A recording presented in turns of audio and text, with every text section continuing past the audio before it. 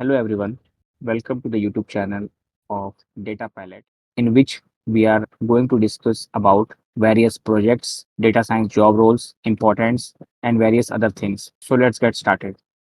So the big question, the important question, what is data science? Data science is a superpower that help us to understand and use data. It's a detective. ये एक detective की तरह है। अगर example के तौर पे देखा जाए कि डिटेक्टिव क्या होता है, डिटेक्टिव एक क्राइम सॉल्व करता है, बट हमें कोई क्राइम यहाँ नहीं सॉल्व नहीं करना है।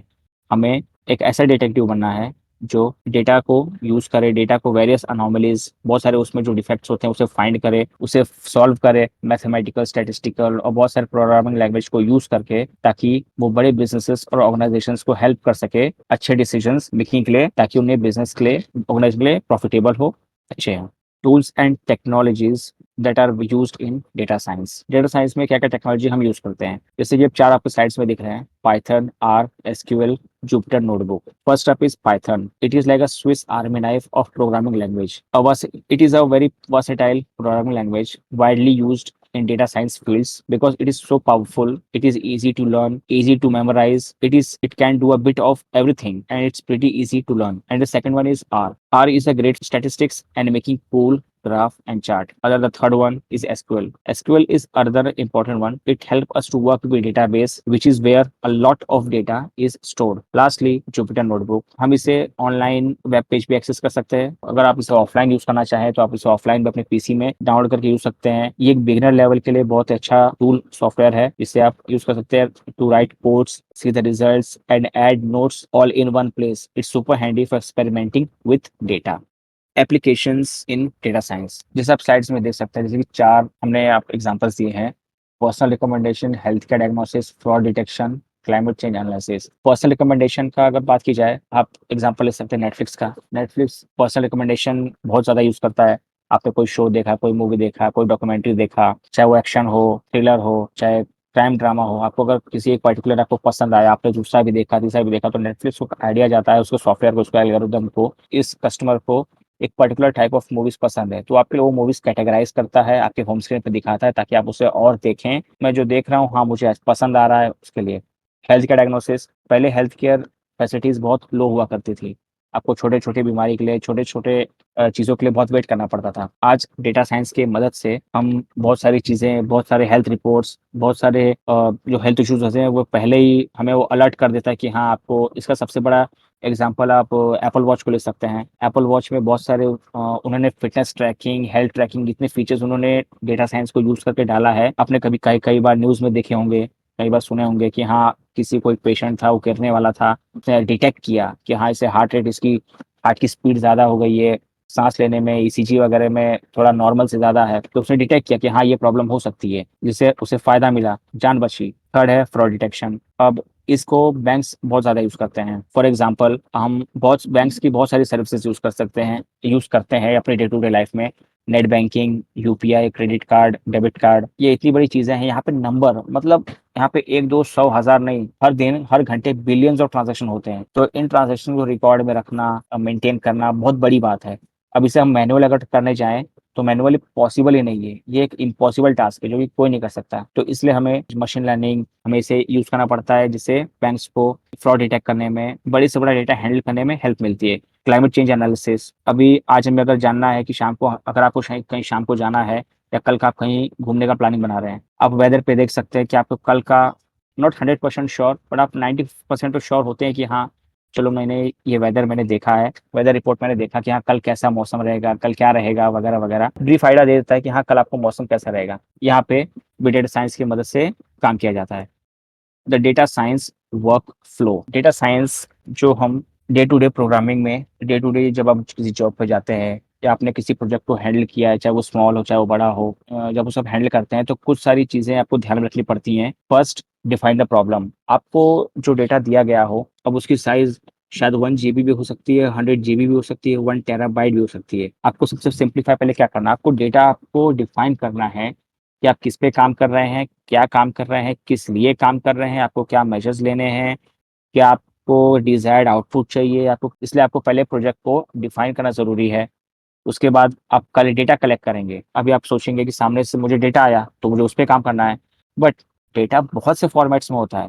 आप आपके लिए क्या ज़रूरी है वो आपको पहले कलेक्ट करना पड़ेगा आपके रिक्वायरमेंट के हिसाब से। फिर उसके बाद आपको क्लीन करना पड़ेगा। आपको एक पर्टिकुलर बैंक के ट्रांज़ैक्शंस मिले हैं, अब उन बैंक ने आपको पूरा डेटा दे दिया, बट आपको क्या चाहिए?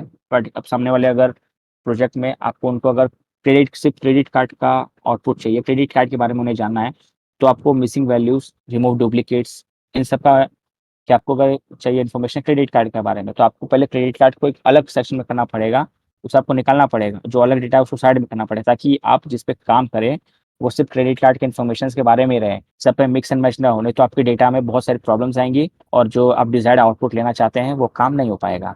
एक्सप्लोर एंड एनालाइज़, अब उसमें आपको पैटर्न्स करने हैं, पैटर्न्स जैसे कि अब आपने एक ट्रांज़ैक्शन किया है क्रेडिट कार्ड का, अब वो ट्रांज़ैक्शन आपका हो गया है। बट कभी-कभी किसी कस्टमर का क्या हुआ, आपने का ट्रांज़ैक्शन किया, उनका एक पर्टिकुलर अमाउंट का बिल बन गया समझो ₹5000 का। अब वो उन्होंने ट्रांज़ैक्शन किया, घर गए, पर उनके कुछ शॉपिंग में शायद कुछ दिक्कत हो या कोई सामान्य में दिक्कत आ गई, तो वो गए रिटर्न करने के लिए।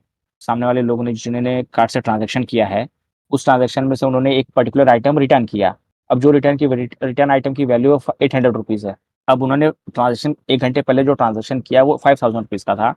फिर बाद में उन्होंने जो ₹800 माइनस करा दिया, तो उसमें आपकी जो वैल्यू बन गई, आपको माइनस भी है, उसमें ₹800 प्लस भी है। स्टैटिस्टिकल फॉर्म में आपको पहले एनालाइज़ करना पड़ेगा, ताकि विजुअलाइज़ेशन सामने वाले अगर जब आपने प्रोजेक्ट फाइनल आउटपुट देंगे, उसे अच्छे से दिख सके। जो फीचर इंजीनियरिंग है, फर्स्ट ऑफ ऑल ये एक प्रोसेस है, जो आपको रॉ डेटा लेना है, उसे ट्रांसफ़ॉर्म करना है ऐसे फीचर्स में, जो आपको मॉडल प्रिपेयर करने में, बनाने में आपकी हेल्प कर सके। बिल्ड एंड ट्रेन मॉडल, आपको उस डेटा से आपको इन्फॉर्मेशन क्रिएट करना है, फिर उस इन्फॉर्मेशन से आपको एल्गोरिदम आपको अपने डेटा को इतना ऑप्टिमाइज़ करना है ताकि आप बिल्ड कर सकें और उसे अपने मुताबिक ट्रेन कर सकें, ताकि आपको डिज़ायर्ड आउटपुट मिल पाए और आप जिस तरीके से प्रोजेक्ट अपना फाइनल करना चाहते हैं, आप वैसा कर सकें। इवैल्यूएट एंड वैलिडेट, जो आपने जिस प्रोजेक्ट पे काम किया है, उसकी उसकी ऑथेंटिसिटी कितनी है? आपने उसमें कुछ गलत इन्फॉर्मेशन तो नहीं डाल दी? आपने जो डाला इन्फॉर्मेशन डाला है, कहीं वो मिसमैच नहीं हो गया, कोई डुप्लीकेट डेटा तो नहीं आ गया?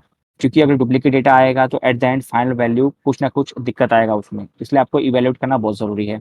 And the last one is deploy and monitor, आपको उसे फाइनल आउटपुट पे ले जाना है, आपको मॉनिटर करना है, प्रोजेक्ट में आपके जितने भी पार्टनर्स वगैरह हैं, उनसे आपको फीडबैक लेना है, आपको उस प्रोजेक्ट को मेंटेन करना है, ताकि जो भी आपने इन्फॉर्मेशन डाले हैं, जो भी प्रोजेक्ट्स आपके आउटपुट आए हैं, वो सही आए।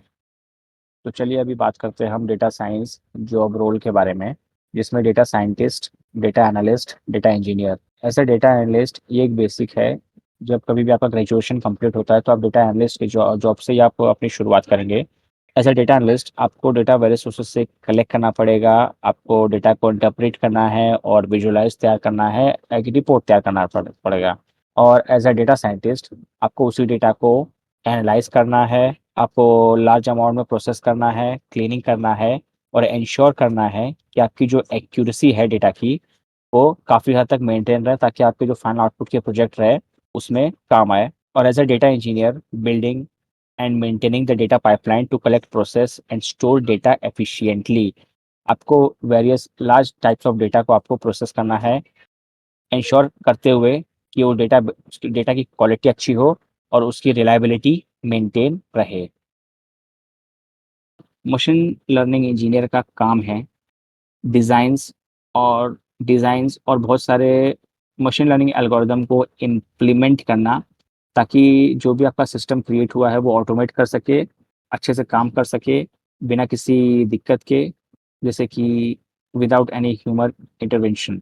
Business intelligence developer, power BI, tableau, ये सब जो सॉफ्टवेयर हैं, इन्हें यूज़ करके आपको तरह-तरह के डैशबोर्ड्स तैयार करने हैं, रिपोर्ट तैयार करने हैं, ताकि आप अपने ग्रुप मीटिंग और जो आपके क्या दुनिया आप जो प्रोजेक्ट्स बनाते हैं, उसमें सॉफ्टवेयर का पावर बीआई का बहुत बड़ा रोल है, जो कि आपको डैशबोर्ड्स बहुत सारे चार्ट्स वगैरह बनाने में हेल्प करता है, ताकि आप जो काम कर रहे हैं, जो हम रिपोर्ट्स तैयार किए जाते हैं पावर बीआई के अंदर, वो इस तरीके से किए जाते हैं कि आपको तो वो लैंग्वेज समझ में आ गई, बट आपको उस लैंग्वेज को एक लेमैन लैंग्वेज में एक ऐसे ऐसे को समझाना है ताकि वो देख के समझ सके।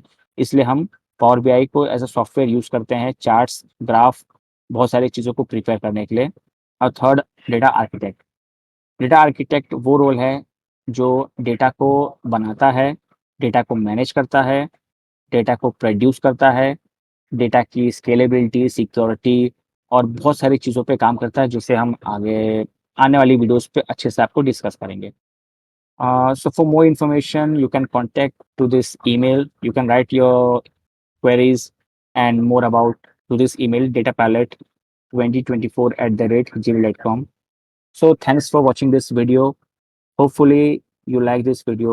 If you like this, like, share, and subscribe this YouTube channel. Have a wonderful journey with us. Thank you so much.